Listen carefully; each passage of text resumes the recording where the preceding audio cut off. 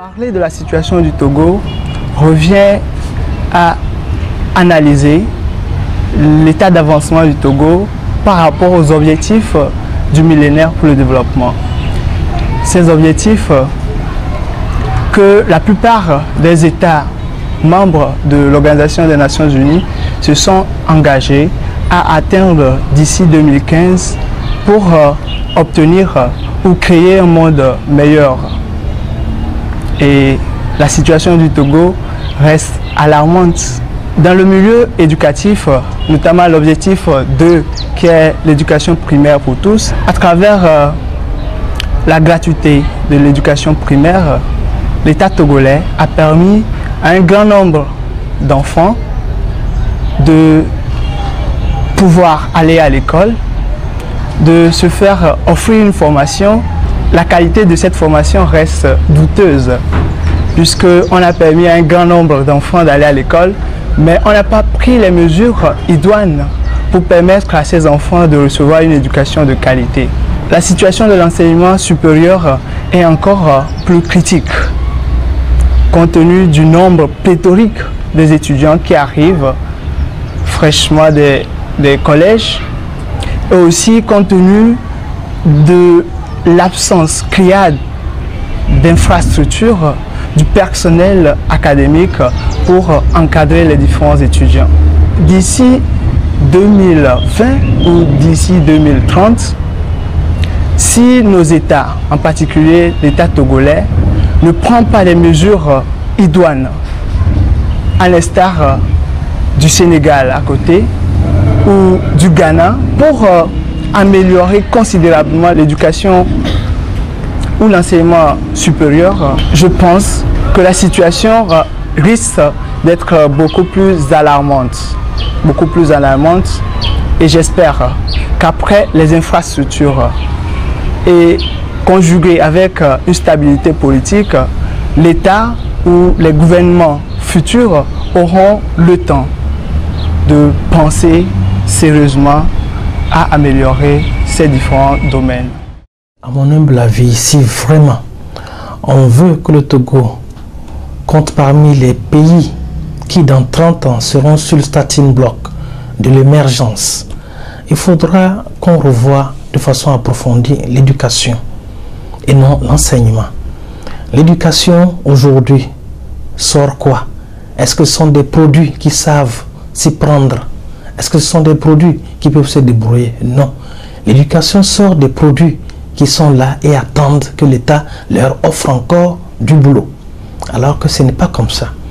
Donc, il faut une réforme très approfondie de l'éducation nationale afin que les citoyens qui sortiront de cette éducation sachent leur devoir envers l'État. Il faut repenser au programme qu'on donne à ces enfants, au diplôme qu'on donne à ces enfants et au savoir-faire qu'on donne à ces enfants. Il n'est pas question de former des perroquets qui viendront vous réciter la même chose. Aujourd'hui, quand vous allez dans les rencontres internationales, vous croisez le Togolais, ce n'est de la faute de personne, il est timoré, il est tout calme. Il est tout calme, il a peur, il est froissé, il est groggy. Ce n'est pas qu'on lui a fait quelque chose, c'est comme ça qu'il est éduqué. Il faut être sérieux, il faut être calme. Et vous verrez que dans de grandes rencontres, nous arrivons, ça m'est arrivé une fois, que quelqu'un que je dépasse en Chine, depuis la Chine, moi, je suis presque un rédacteur en chef, qu'un jeune homme des langues nationales devienne le président de mon groupe.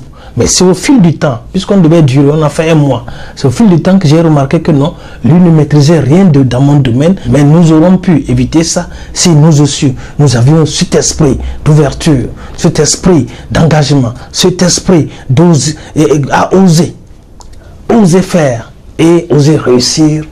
Là, avec un tel esprit, vous verrez que le Togo sera d'ici 30 ans sur la rampe, le starting block des pays émergents. Je viens ici aujourd'hui parler d'un secteur dans lequel j'œuvre depuis bientôt une quinzaine d'années, le secteur culturel togolais.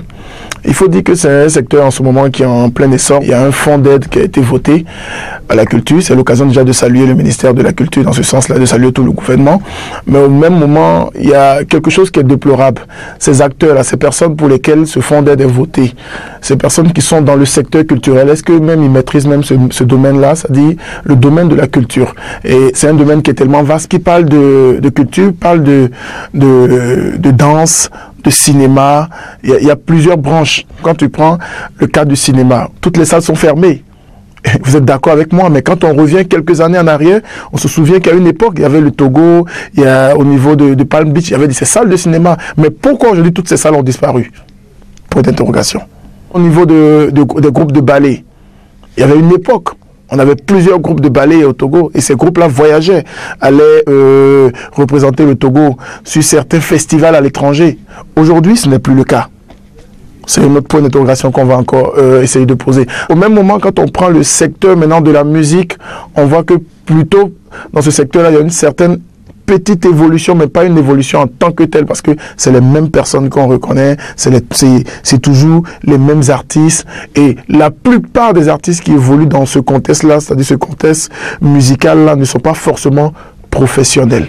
Voilà le plus gros problème qu'on a. Plutôt penser à réglementer ce secteur-là, que toutes ces personnes-là qui bossent dans le domaine de la culture essayent quand même de chercher à se professionnaliser. On ne devient pas un acteur culturel parce qu'on le désire ou parce qu'on le veut tout simplement. Il y a des écoles pour ça, il y a des formations, ça s'apprend. Moi, mon rêve aujourd'hui, c'est de voir le Togo comme une plateforme en matière de musique et de culture, parce que nous avons de vrais talents dans ce pays. Il y a vraiment une source de talent. Pour conclure, je dirais que ce fonds d'aide à la culture qui a été déjà voté par le gouvernement, c'est une bonne chose, mais ils peuvent encore faire mieux. Parce que ce fonds d'aide-là est voté, c'est vrai. Mais est-ce que ça sert vraiment à aider la culture? Ça, c'est une autre question qu'il faut se poser. Il doit y avoir un suivi. Quand je parle de suivi, on ne va pas seulement donner de l'argent aux gens et se dit, voilà, on a aidé tel projet avec 10 millions, on a aidé tel projet avec 20 millions. Il faut des professionnels qui viennent sur les lieux des événements, qui viennent sur les lieux de ces projets-là qu'on subventionne pour voir comment ça se fait. Est-ce que c'est bien fait? On a besoin de se serrer les coudes, d'être ensemble. Si on a le même idéal, on a la même vision et que nous voulons que ce pays-là continue par évoluer et qu'on ne pense pas à son intérêt personnel, vous allez voir. Moi, j'ai foi et confiance en notre patrie et je sais qu'on peut aller encore loin avec le 228, surtout dans le domaine de la culture. Je rêve de voir ce pays riche par des entrepreneurs, hommes comme femmes. Je souhaiterais que ce soit encore plus de femmes, des jeunes qui puissent prendre leur place dans l'économie, qui puissent innover, qui puissent créer, qui puissent se récréer aussi à travers les idées d'entreprise, à travers les idées d'entrepreneuriat, à travers le renouvellement des façons de faire et que ce soit dans tous les domaines. Heureusement, il y a de très belles initiatives. Depuis 4 ans, je regarde le Togo et je suis impressionnée par la multiplication de ces bonnes idées-là. Heureusement qu'il y a des jeunes qui en veulent malgré la situation actuelle qui n'est pas toujours facile pour ces jeunes entrepreneurs-là. Heureusement que ces idées fusent de part et d'autre, mais malheureusement le contexte n'est pas complètement l'idéal encore.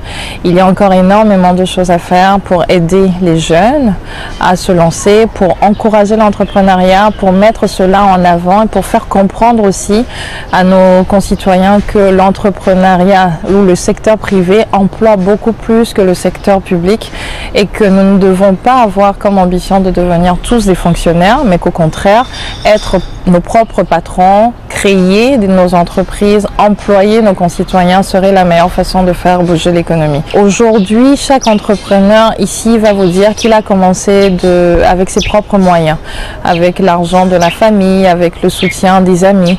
Les banques et les structures ne sont pas prêts ou ne veulent pas accompagner nos entreprises ou nos jeunes idées.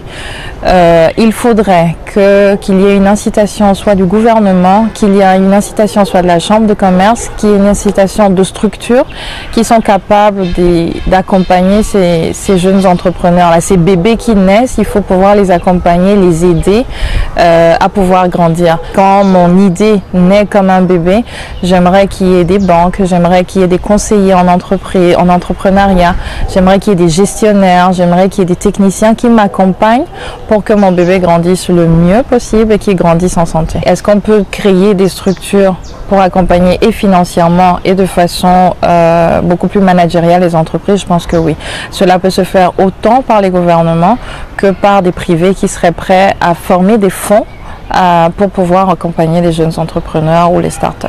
Mon Togo de demain, c'est un Togo où les jeunes, les femmes, les hommes, et que chaque citoyen togolais prenne sa place, qu'il construise, que ce soit à travers son entreprise, à travers son métier ou à travers tout simplement sa contribution à la société, qu'il construise le Togo qu'il veut. Ce qui est de l'état des lieux, je me suis rendu compte que les Togolais, surtout les jeunes Togolais, étaient de capacité de mobilisation pour de l'action. On est beaucoup dans la revendication, dans les marches de protestation, on a une culture politique exagérément développée, ou en tout cas qui se manifeste énormément. Et je pense qu'une partie de cette énergie pourrait être versée dans des projets concrets où les gens se mobiliseraient ensemble. Ce qui pourrait être ma vision, c'est que je pense que nous sommes en Afrique, nous avons un grand coup à jouer, parce que nous sommes en plein dans un mouvement que moi j'appelle le mouvement du collaboratif, avec des lieux d'innovation qui apparaissent, qui sont des lieux qui démocratisent l'accès à des outils de prototypage, à des outils de technologie quand même assez avancés, avec des systèmes aujourd'hui de financement de projets assez souples. Vous pouvez court-circuiter le système financier, vous passez de banquier, mais arriver quand même à concrétiser un projet grâce notamment à tout ce qui est crowdfunding, etc. Il y a aussi tous ces outils disponibles en ligne, tous ces partages d'expériences, toute cette idéologie du partage qui envahit Internet grâce au numérique, avec toute cette philosophie de l'open source, qui fait donc qu'aujourd'hui, typiquement, on a accès à du fonds, on a accès à des lieux où on peut utiliser de la technologie, des outils, et on a accès à des projets qui sont renseignés en ligne et partagés gratuitement. Donc un jeune qui voudrait développer un projet n'a aucune excuse aujourd'hui en fait pour ne pas au moins franchir les premières étapes. Donc ce qui manque c'est la mobilisation, la capacité de se mobiliser. Ça permet d'identifier vraiment les ressources qu'il faut pour développer un projet. Et je pense que si cette capacité à se mobiliser et cette culture du partage arrive vraiment à imprégner les jeunes Togolais, on pourrait, et c'est ça qui sera ma vision, atteindre à une échéance pas très éloignée une société très avancée.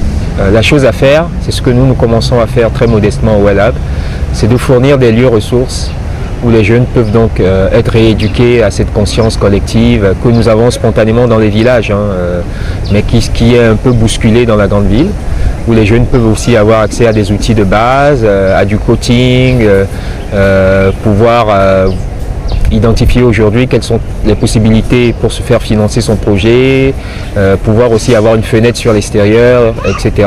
pour avoir des retours sur un projet qu'on a, voir si ce projet-là n'est pas développé par une autre communauté au Vietnam avec qui on pourrait échanger, essayer d'améliorer les choses.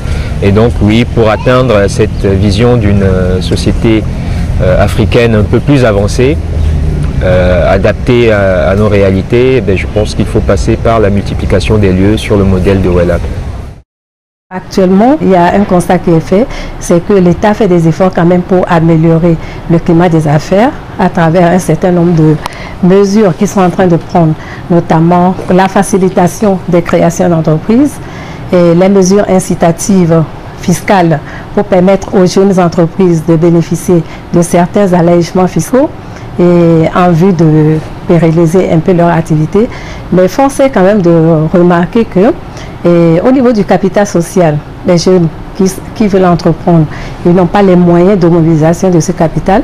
Même si le capital est réduit à 100 000 francs, c'est difficile pour des jeunes qui n'ont jamais travaillé d'économiser ces montants-là et d'investir. Mais le capital social étant le gage des créanciers, on ne peut pas créer une entreprise sans fonds. Et en marge de ça, nous voyons aussi que les femmes sollicitent très peu les études de notaire pour la création d'entreprises. C'est plus les hommes que les femmes. Et pourquoi? Parce qu'elles sont des femmes en moyenne à faible revenu et il faudrait aussi les encourager à créer des entreprises, leur donner les moyens de s'installer à travers aussi ces micro-crédits et ces fonds de garantie que l'État peut mettre auprès des coopératives pour permettre à ces jeunes et à ces femmes à faible revenu d'accéder à des microcrédits pour entreprendre.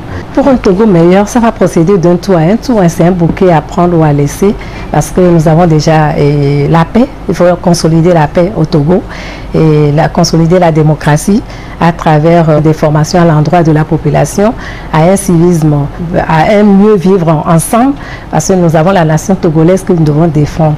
Quand vous passez de la paix et à la consolidation de la démocratie, du coup, ça induit la mobilisation des capitaux extérieurs. Les gens, vous avez la paix en interne, les gens viendront investir chez vous. Ça ne fait qu'enrichir le pays, que ce soit à Lomé ou à l'intérieur. Donc il faut créer une activité économique et décentralisée. Et nous saluons aussi à l'occasion la décentralisation qui est faite. Il faut qu'elle soit poussée, qu'elle aille de l'avant, de sorte que les populations locales soient autonomes et ça va éviter même une forte concentration dans les villes. Lomé par exemple est totalement dans une densité très forte et au détriment des villages qui ont besoin de services. Et nous voyons aussi que les terres cultivables, nous voyons, le Togo a une économie essentiellement qui repose sur l'agriculture et l'agriculture est un secteur qu'on doit professionnaliser à travers un certain nombre de maîtrises des ressources naturelles et protéger les terres cultivables de sorte que les populations qui sont à l'intérieur n'aient rien à envier à celles qui sont urbaines puisque l'agro-industrie peut profiter aux zones urbaines en termes d'aliments et aux zones rurales. En 2030, par exemple, qu'on puisse avoir des jeunes responsables et des leaders capables de faire avancer ce pays-là qui s'approprie toutes les réformes qui sont faites à travers l'esprit de créativité et d'entrepreneuriat qu'on va leur inculquer. Le constat actuel de notre pays, c'est quand même la dictature de l'urgence.